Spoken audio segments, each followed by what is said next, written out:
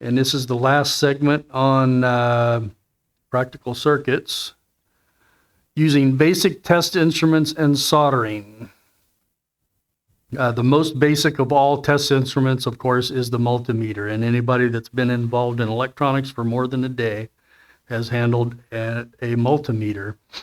I'm hoping that my multimeter at work, I've been on the job for almost 19 years now on where I work currently.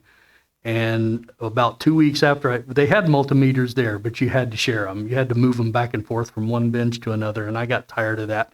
So I decided after 2 weeks that I would buy my own multimeter. And the company's policy is you're welcome to buy your own multimeter. They even let you buy it through the company, and then they'll take it out, 25% out of each paycheck, so it's paid for within 4 paydays. And they keep it calibrated because we're using it at work. So every year it goes out for calibration, and I'm back to sharing a multimeter again.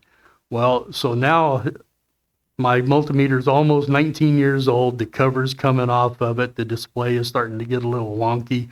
I need it to last another year and a half till I can retire. I don't want to spend $800 on another multimeter.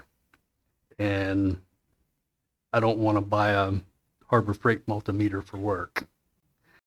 For my radio station, it would be okay, but not for work. All right, so multimeters are the most common piece of test equipment. Combines a voltmeter, ohmmeter, and ammeter all in one. And they're even more advanced these days because with the proper probes, I can check temperatures. I have a minimum and maximum. There's all kinds of different things my multimeter does. It's got like 12 different selections around the dial there. The voltmeter setting measures potential in volts, your electromotive force, the E. Ohmmeter settings measure resistance in ohms. Ammeter settings measures current in amps. And common mistake is measuring voltage on resistance. Now on mine, if you've got it set to measure resistance and you inadvertently try to measure voltage, it doesn't do any, it gives you a reading, but it doesn't cause any damage. It's a pretty sturdy meter. But now on the Harbor Freight meters, if you try to measure, 115 volts at your house while you've got it on the ohm meter function, it's going to cook it. It'll be done. You'll have to go buy another $12 meter. So don't do that. It says it may cause damage there. A good meter, for anybody that wants to get something better, there's a Fluke. I think it's called a 101 or something like that. I think they run about $90 on Amazon. But the Fluke is a much better meter than the Harbor Freight, or Klein makes a pretty decent meter, but Fluke is still the best. Okay, and what we see there is a Simpson. Now, this orange one on the left, the Simpson 5006 digital multimeter, is the current thing. That's what people are using, and that's a pretty sturdy meter also. The one on the right that you see there, the Simpson 260 analog meter, this was the workhorse of the fleet when I joined the Navy. You could do all kinds of neat things with that because even though it doesn't have a function to check capacitors, you could see if the capacitor was working. It was pretty cool. So, which of the following measurements are made using a multimeter? Charlie, voltage and resistance. Thanks for not jumping on the D there because you can't measure signal strength or impedance with a multimeter. Which of the following can damage a multimeter?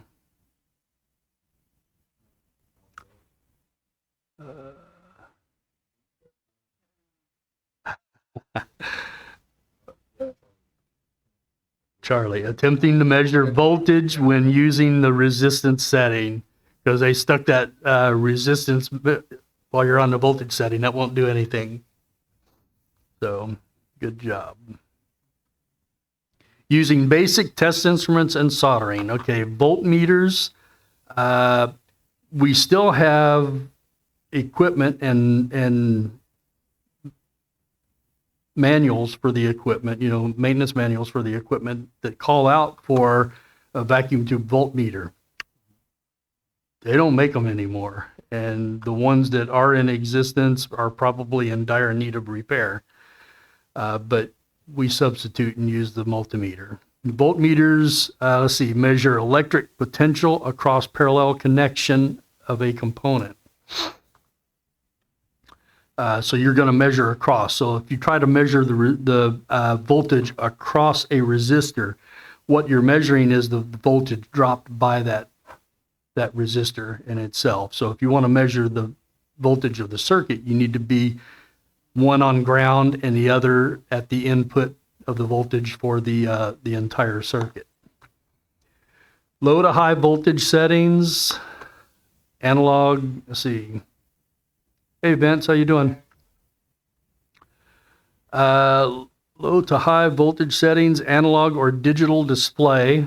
You can have, a lot of times the multimeter, the reason they say low to high voltage settings, the dial will have settings for different ranges of voltage. I think this probably comes from the days when we're using the Simpson 260, where they said your measurements are always more accurate towards the center of the scale. So if you were trying to measure, if you're trying to measure 32 volts on a 50 volt scale, you'd probably do better to switch it down. Well, no, 25 would be too low. But, trying to keep it as close to the center as possible, your reading is always more accurate.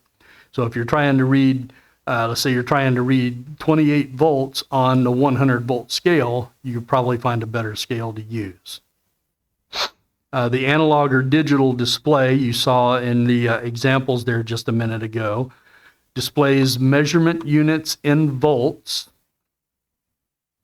And I'm going to go back right now to low and high voltage settings. On some of them, like mine that I've got at work, they actually have a millivolt scale, AC millivolts and DC millivolt scale. So if you're looking at very, very small voltages, you've got those scales to use.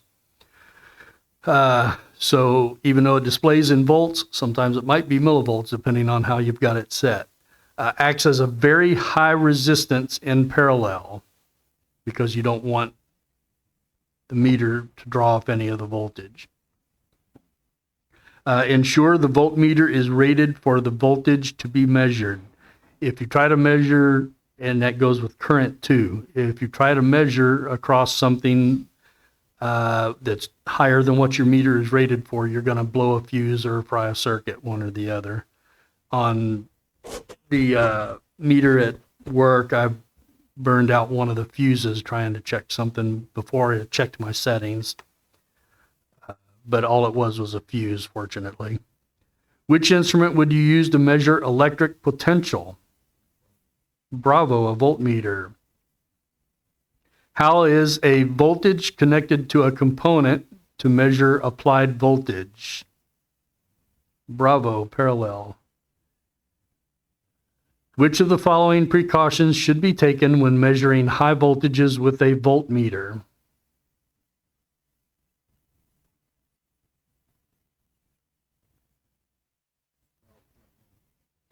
Ensure the voltmeter and leads are rated for use at the voltages to be measured.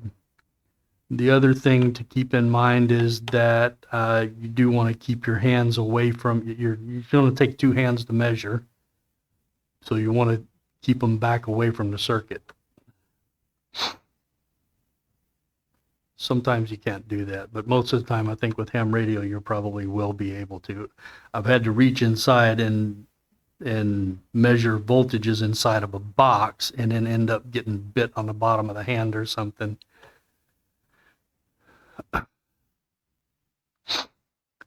Using basic test equipment. Okay, ohm meters measure resistance by supplying a known current to the circuit, okay?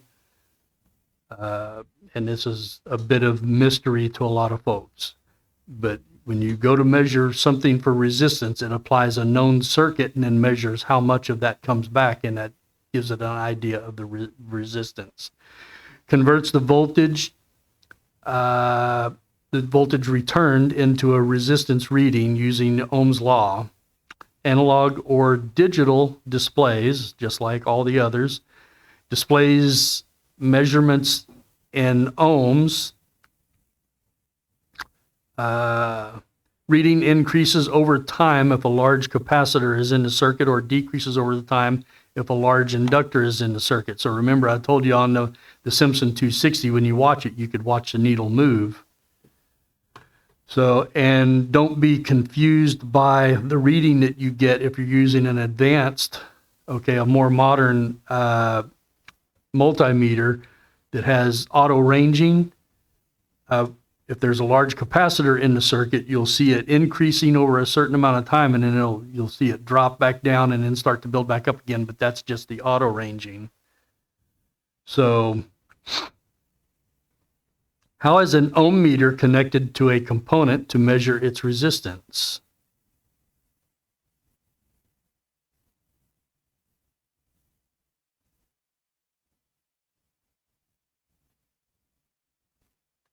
Okay. Let's see.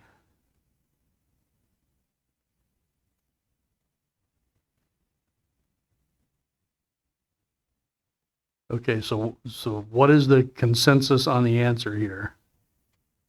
Alpha. Okay. I'm sorry. I thought you said delta. I was going to say, oh, well, no. Okay. A. Alpha in parallel. Okay, which of the following precautions should be taken when measuring in-circuit resistance with an ohm meter?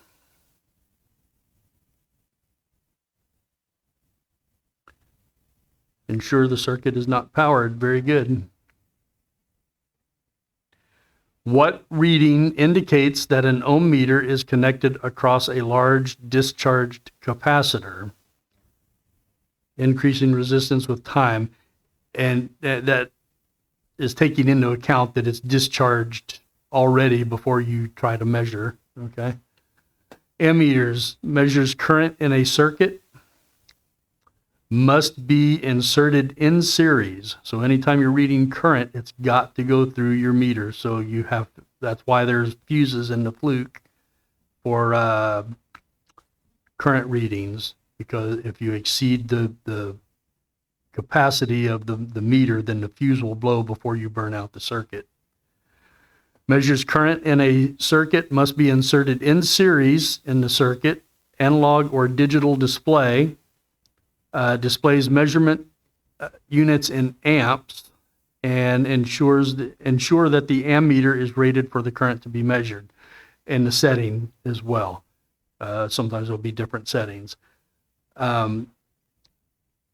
There's a genius that designed one of the pieces of test equipment where I work, where they installed a precision 1 ohm resistor between two test points on the panel, and have the current goes through that.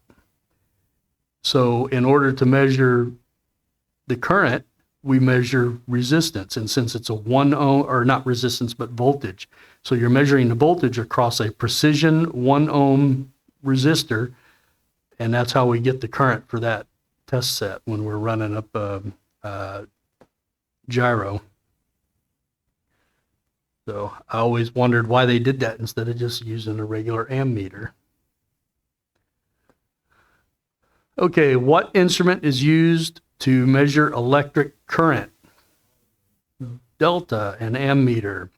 When configured to measure current, how is a multimeter connected to a component? In alpha, in series, that is correct. Soldering. When it comes to soldering, a lot of people think you just put some heat on it and put the solder on it and you're good to go, but there's really a much better way to do this.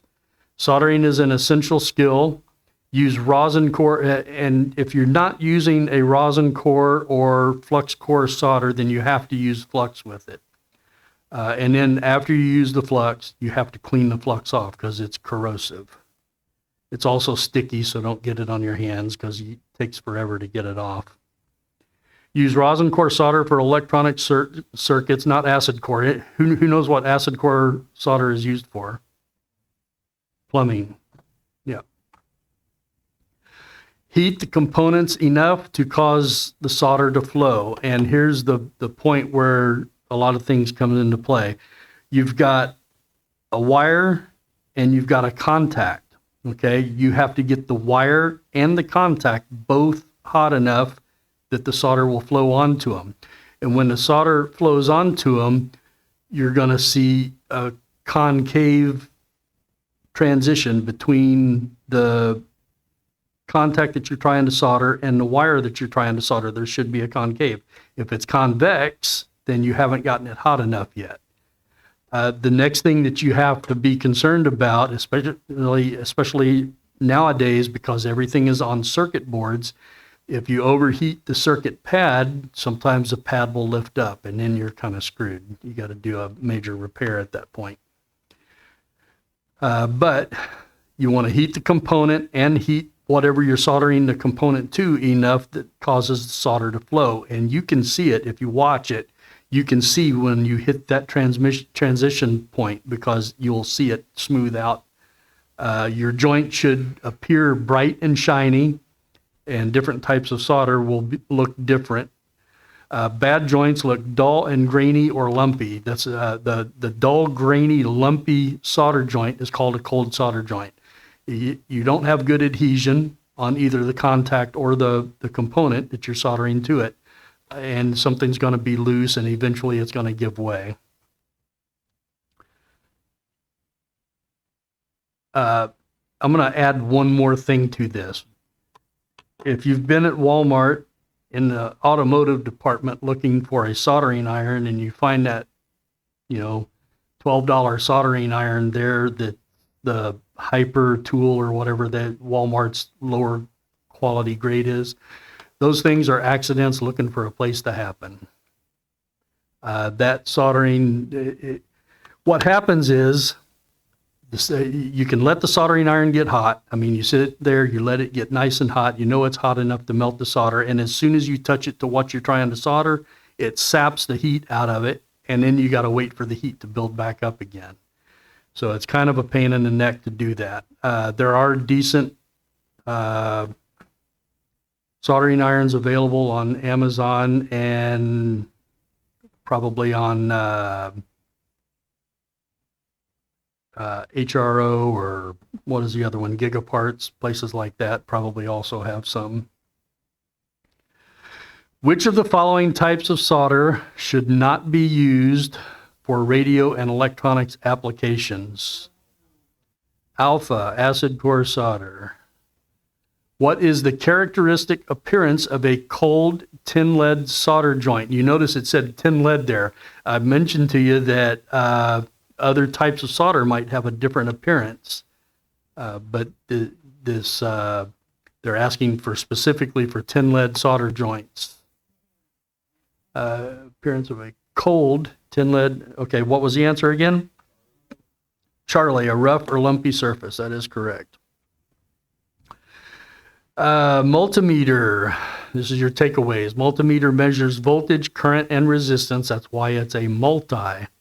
Never measure voltage with when using the resistance setting. Voltmeters, or the voltmeter function, measures electrical potential, the E.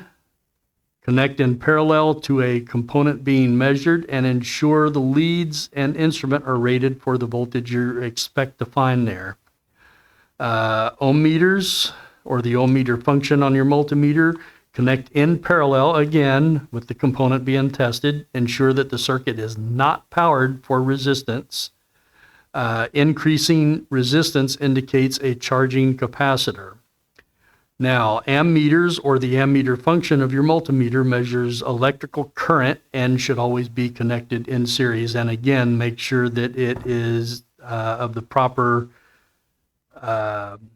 on the proper settings and rated for the amount of current that you would expect to find there. Soldering, use rosin core, not acid core. Use enough heat to cause good solder flow, being sure that you get both the contact and whatever you're soldering to it nice and hot. The joints should be bright and shiny. Dark and grainy indicates a bad joint. Any questions?